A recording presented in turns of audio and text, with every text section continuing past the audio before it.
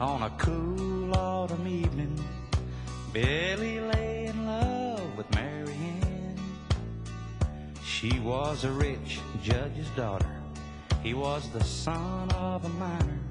But that night their love was more than they could stand. Now the judge, he told his daughter, that son of that coal miner is someone you'd do well to leave alone. And she knew her dad so well, she knew she couldn't tell, but the truth was gonna show before too long. Their love had started growing on its own.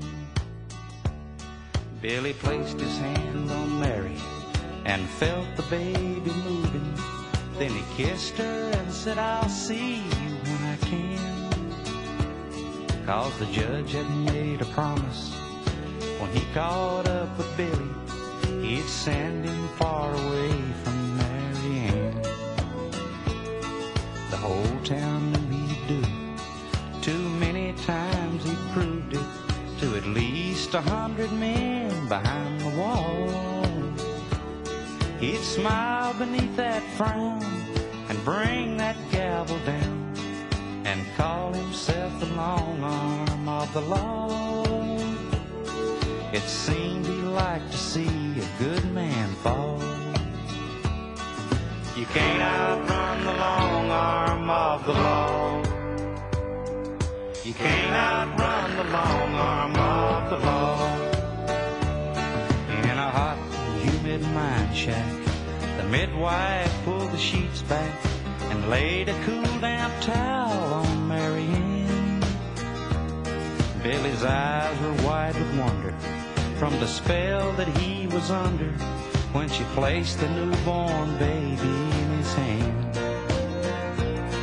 He didn't hear the siren, he only heard the baby crying, and that miracle of love is all he saw. So when the door came crashing down and Billy turned around, he felt the heart and soul inside him fall. He stood face to face with the long arm of the law. You can't outrun the long arm of the law. You can't outrun the long arm of the law. They say everybody in Cumberland, Kentucky came down on that day to see the trial. When the court was called to order, there sat the judge's daughter. She looked so proud holding Billy's child. When they brought Billy to him, that old judge looked right through him as he held that holy Bible in his hand. He looked over at his grandson, then smiled back down at Billy, said, I think this time the law will understand. Son, I sentence you to life with Mary Ann. You can't outrun the long arm of the law. You can't outrun